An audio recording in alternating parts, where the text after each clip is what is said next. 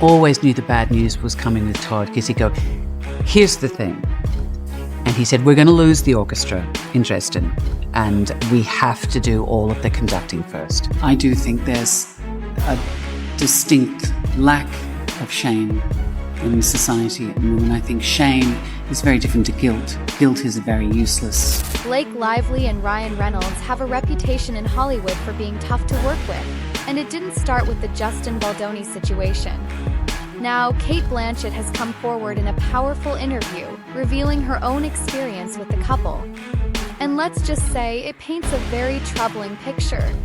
Someone as respected and reserved as Cate has a story about Blake and Ryan, then this situation is probably worse than we thought. According to Cate, Blake didn't just interfere with her career, she allegedly tried to take over her legacy completely. And when Cate confronted her, Blake reportedly dismissed her without a second thought. But in classic Cate Blanchett fashion, she didn't yell or make a scene. She kept calm and planned her response quietly but effectively. And now it seems like Cate might be the one who finally puts an end to Blake and Ryan's Hollywood power plays. Let's break it all down.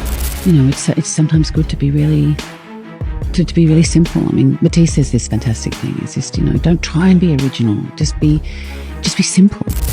Cate Blanchett and the luxury brand Chanel have been closely connected for over 10 years. Cate has represented the brand for a long time, and their partnership has been a perfect match. Cate brings elegance, history, and real talent, everything Chanel stands for.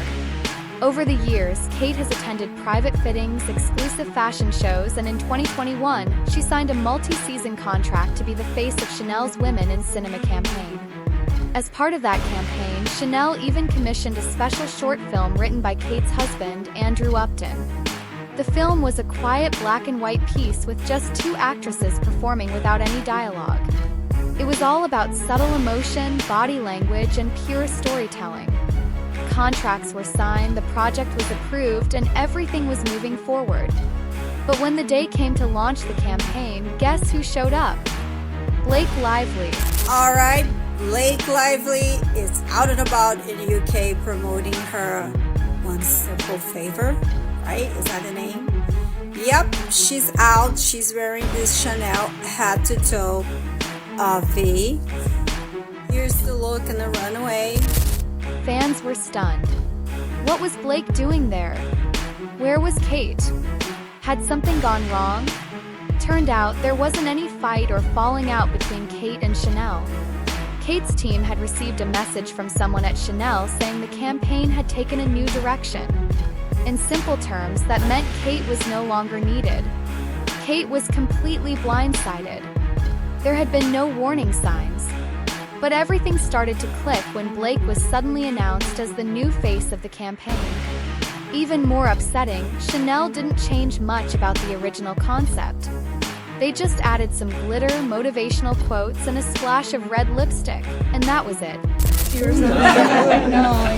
Look at these, they match my outfit. Look at those nails. Wow. Aren't they incredible? Those are amazing. I had time for that. I literally did it while it worked. It was a little chaotic. It was worth it. Even people behind the scenes were shocked. One stylist reportedly leaked messages saying that Blake was never part of the original plan.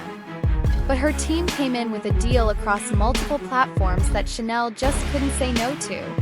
Till pushing Cate out like that? That was bold, maybe too bold. And Blake wasn't done. Her team rolled out an entire strategy to make Cate look like a thing of the past, while Blake was painted as the one bringing Chanel into a new era.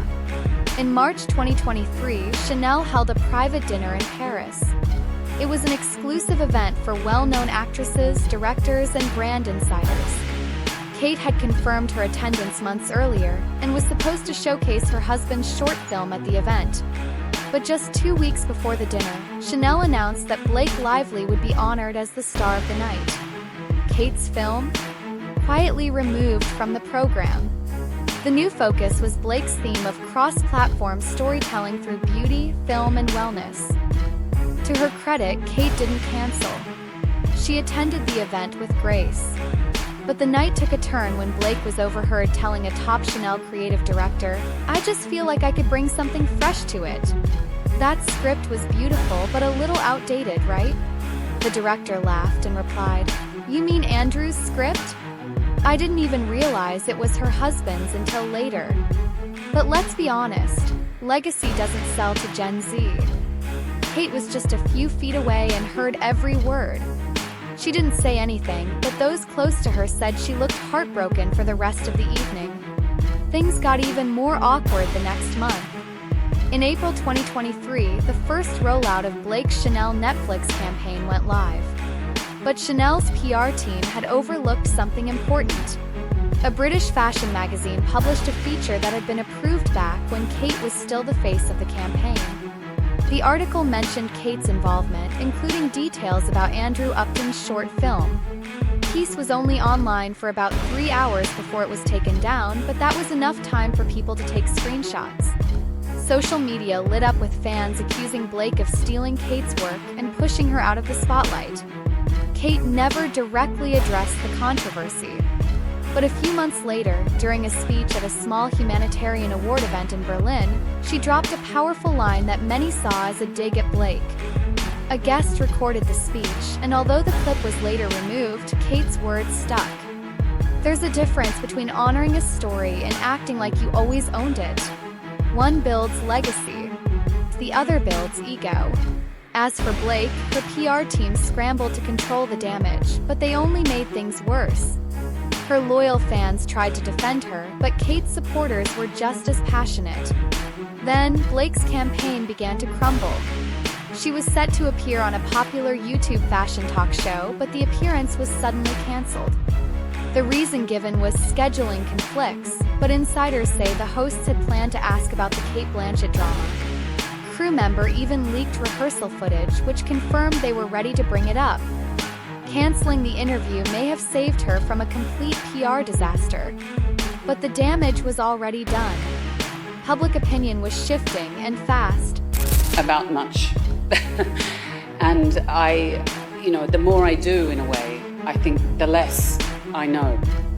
And I've had a very eclectic and strange career that has taken me many places. But perhaps if there's any connective tissue in my career, it's the desire to know. It's the quest to unlock what it means to be human, that strange nub of fearful, joyful uncertainty that it is to be a human being. And to live a creative life, it's fueled with uncertainty and doubt. It's the DNA of how you begin any project. You have to humble yourself and say, I don't know, and I'm here to find out. Kate didn't try to start a war. She just moved on. In June 2023, she and her husband Andrew premiered a new 2-person play at the Sydney Theatre Company. The show, written by Andrew and directed by Kate, wasn't a flashy comeback. There was no media build-up, no red carpet, just a small audience of theater lovers and film buffs. The play's original title was supposed to be lines that weren't meant to be read, but it was later changed to the credit. Many fans believed this was a quiet nod to what had happened with Blake and Chanel, a subtle way of calling out someone who takes recognition they didn't earn. Well, I always approach every role as a woman because I am. I don't really think about that. I do think there's a distinct lack of shame in society. And I think shame is very different to guilt. Guilt is a very useless emotion. I don't know what you do with that. But shame and regret and the lessons one can learn from that I think are very powerful. Kate handled the whole situation with a level of dignity and restraint that's rare in Hollywood. But Blake's behavior didn't stop with Kate. In fact, this wasn't even the first time Blake had been accused of bullying co-stars and crew members or trying to take over the spotlight. There are claims that Blake would regularly make her co-stars uncomfortable with off-color jokes. And when people didn't laugh, she'd accuse them of being uptight. A resurfaced interview clip shows her doing just that with Gossip Girl co-star Leighton Meester. Blake joked about Leighton being born in prison and compared the rest of the cast to monkeys in a cage. There was an article recently saying that Leighton and I were frenemies. And it's frenemies. Is that the term, frenemies? Yeah, we're friends, but we're also enemies. And it's really strange because they always want to pit women against each other. You don't hear about like Penn and Chase hating each other and being jealous and competitive. 2 seconds later. I think I'm just brunette because of the books. And everyone knows blondes are nicer anyway. Good moment by me. Remember Savannah. It was another promise was no pet monkey. Chuck has a matching pet monkey with coordinating outfits, and I was like, I would love to be part of the show, but I can't act with a monkey. And then I got a few of them. I'm just kidding. Come on, it was a joke. Lord have mercy. Your wardrobe? That is important. Very good. It's very important. This is wardrobe. This is wardrobe. This was on the return rack. I think it was hers. So I had to go and slip them cash to wear it today. The reaction from the others was visibly uncomfortable. They didn't laugh, but they also didn't call her out. People just chalked it up to Blake being Blake. But behind the scenes, Blake reportedly made life difficult for Leighton during the entire run of Gossip Girl. In 2017, executive producer Joshua Safran admitted that Blake and Leighton didn't get along. He tried to explain it away as a clash of personalities, but after the interview clip went viral, fans started to see Blake in a different light. Actor Armie Hammer also spoke out. In an interview with Andy Cohen, he shared how tough it was to work with Blake, saying she insisted on having everything her way and would throw tantrums over the smallest things. He didn't say much, but you could tell it left a bad taste.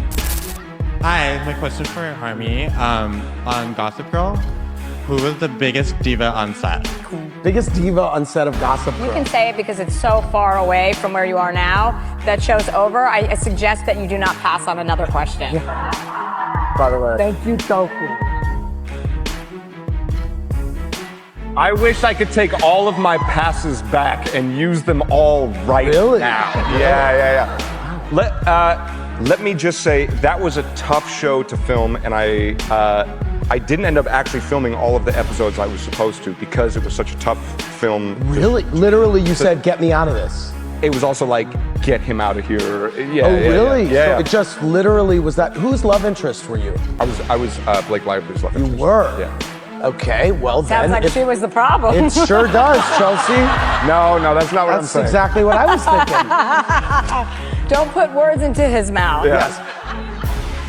Because my foot is already there. No, it is not. No, continue. Sorry, it's your show. No, please, you continue. I'm interested in what you... No, I like Sorry. it. I need another drink. Hey, Katie. Hey, y'all are cracking me up. Then there are the rumors about how Blake allegedly turns other people against anyone she doesn't like. For example, sources say she warned the Gossip Girl cast and crew that Penn Badgley was difficult, which made it hard for him to fit in. But once the others got to know him, they realized he wasn't anything like she described. So when Justin Baldoni came forward with his own story, alleging that Blake tried to push him out of his role as director, many people weren't shocked. They were just finally seeing a pattern. Reports say Blake didn't just try to outshine Justin, she allegedly rewrote scenes without his permission. And when he refused to use her version of the script, she threatened to use her powerful connections, including Taylor Swift and her husband Ryan Reynolds, to pressure him. We do have It Starts With Us, so I'm hoping to see you back in the double duty role. I think there are better people for that one. Justin. I think Blake Lively's ready to direct. That's what I think. Ooh. So, yeah. Justin said he doesn't know if he'd be game to direct the next one, but perhaps Blake would. Is that something that you would entertain? Oh, absolutely. I think that whoever decides to take charge of the next one would do it justice. But, it's a lot of people to get the same schedules together again, so we'll see. Oh, absolutely. She's so capable of that. She is a powerhouse. She could do literally anything. Even worse, Blake allegedly went behind Justin's back to ask author Colleen Hoover if she could direct the next installment of the film series. This happened before any legal trouble was even mentioned. Justin's contract gave him full rights to direct every part of the project, unless he was involved in a serious scandal. So, the fact that Blake was already positioning herself as the next director raised a lot of eyebrows. As for Cate Blanchett, she refused to let herself be sidelined. She stayed strong and kept things classy, despite being caught in the middle of some very shady Hollywood politics. Do you think Cate should have spoken out more directly? Or has she already won by taking the high road while Blake's reputation takes hit after hit? Let us know what you think in the comments, and don't go anywhere because the next story is just as juicy.